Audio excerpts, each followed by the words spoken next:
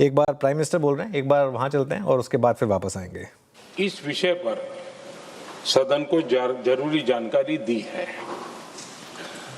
अब इस संकट को 3 सप्ताह से ज्यादा हो रहा है। इसका पूरे विश्व की अर्थव्यवस्था पर, लोगों के जीवन पर बहुत ही विपरीत असर हो रहा है। इसलिए पूरी दुनिया इस संकट के जल्द से जल्द समाधान के लिए सभी पक्षों से आग्रह भी कर रही है। अध्यक्ष महोदय, भारत के सामने भी इस युद्ध ने अप्रत्याशित चुनौतियां खड़ी कर दी हैं। ये चुनौतियां आर्थिक भी हैं, नेशनल सिक्योरिटी से जुड़ी भी हैं और मानवीय भी हैं। युद्धरत और युद्ध से प्रभावित देशों के साथ भारत के व्यापक व्यापारिक रिश्ते हैं।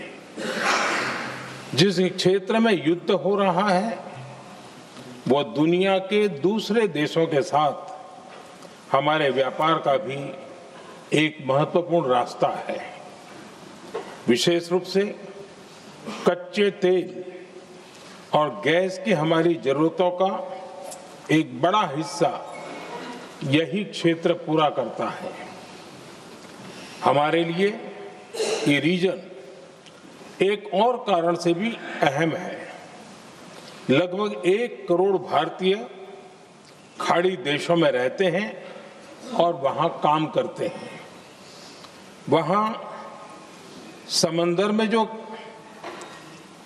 कमर्शियल शिप चलते हैं उनमें भारतीय क्रू मेंबर्स की संख्या भी बहुत अधिक है। ऐसे अलग अलग कारणों के चलते भारत की चिंताएं स्वाभाविक रूप से अधिक है। इसलिए ये आवश्यक है कि भारत की संसद से इस संकट को लेकर एक मत और एकजुट आवाज दुनिया में जाए।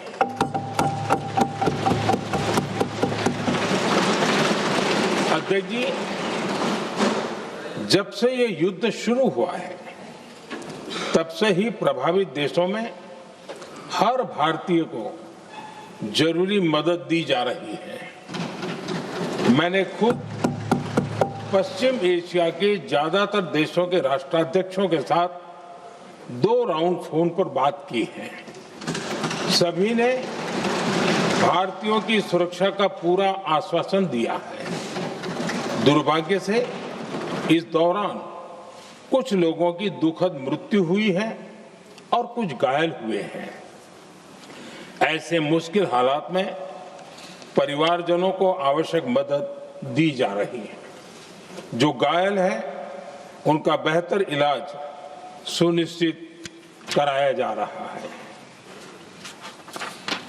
अध्यक्ष जी, प्रभावित देशों में हमारे जितने भी मिशन हैं वो निरंतर भारतीयों की मदद करने में जुटे हैं। वहां काम करने वाले भारतीय हो या फिर जो टूरिस्ट वहां गए हैं, सभी को हर संभव मदद दी जा रही है। हमारे मिशन नियमित रूप से एडवाइजरी जारी कर रहे हैं। यहां भारत में और अन्य प्रभावित देशों में 24/7 कंट्रोल रूम और आपातकालीन हेल्पलाइन स्थापित की गई है। इनके माध्यम से सभी प्रभावितों को त्वरित जानकारी दी जा रही है।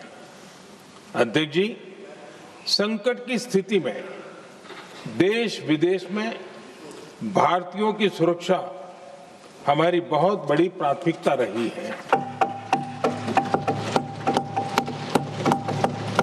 युद्ध शुरू होने के बाद से लेकर अब तक 3,75,000 से अधिक भारतीय सुरक्षित भारत लौट चुके हैं। ईरान से ही अभी तक लगभग 1,000 भारतीय सुरक्षित वापस लौटे हैं। इनमें 700 से अधिक मेडिकल की पढ़ाई करने वाले युवा हैं। खाड़ी देशों में भारतीय स्कूलों में हजारों विद्यार्थी पढ़ते हैं। सीबीएसई ने ऐसे सभी भारतीय स्कूलों में होने वाली कक्षा 10वीं और 12वीं की निर्धारित परीक्षाओं को रद्द कर दिया है। इन बच्चों की पढ़ाई निर्बाध चलती रहे, इसके लिए सीबीएसई उचित कदम उठा रही है। यानी सरकार संवेदनशील भी है, सतर्क भी है और हर सहायता के लिए तत्पर भी है। माननीय अध्यक्ष जी, भारत में बड़ी मात्रा में कच्चा तेल, गैस और फर्टिलाइजर जैसी अनेक जरूरी चीजें हॉर्मुज स्ट्रेट के रास्ते से आती हैं। युद्ध के बाद से ही हॉर्मुज स्ट्रेट में जहाजों का आना जाना बहुत चुनौतीपूर्ण हो गया है।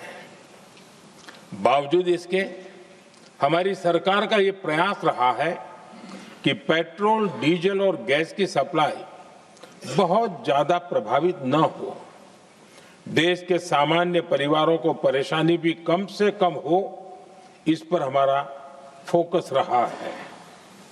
हम सभी जानते हैं, देश अपनी जरूरत की 60% एलपीजी आयात करता है।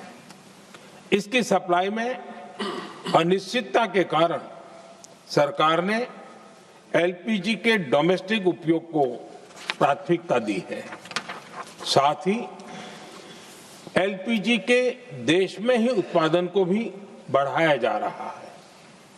पेट्रोल, डीजल की सप्लाई पूरे देश में सुचारू रूप से होती रहे, इस पर भी लगातार काम किया गया है। अध्यक्ष जी, आज की इन परिस्थितियों में एनर्जी सिक्योरिटी को लेकर बीते एक दशक में उठाए गए कदम और भी प्रासंगिक हो गए हैं। भारत ने बीते 11 वर्षों में अपनी एनर्जी इंपोर्ट का डाइवर्सिफिकेशन किया है। पहले क्रूड ऑयल, एलएनजी, एलपीजी ऐसी एनर्जी जरूरतों के लिए 27 देशों से इंपोर्ट किया जाता था। वहीं आज भारत 41 देशों से एनर्जी इंपोर्ट करता है। अध्यक्ष जी, बीते दशक में भारत ने संकट के ऐसे ही समय के लिए कच्चे तेल के भंडारण को भी प्राथमिकता दी है। आज भारत के पास 53 लाख मीट्रिक टन से अधिक का स्ट्रेटेजिक पेट्रोलियम रिजर्व है और 65 लाख मीट्रिक टन से अधिक के रिजर्व की व्यवस्था पर देश काम कर रहा है। हमारी तेल कंपनियों के पास जो रिजर्व रहता है वो अलग है। बीते 11 वर्षों में हमारी रिफाइनिंग कैपेसिटी में भी उल्लेखनीय वृद्धि हुई है। अध्यक्ष जी, सरकार अलग अलग देशों के सप्लायर्स के साथ भी लगातार संपर्क में है। प्रयास ये है कि जहां से संभव हो वहां से तेल और गैस की सप्लाई होती रहे। भारत सरकार गल्फ और आसपास के शिपिंग रूट्स पर निरंतर नजर बनाए हुए है।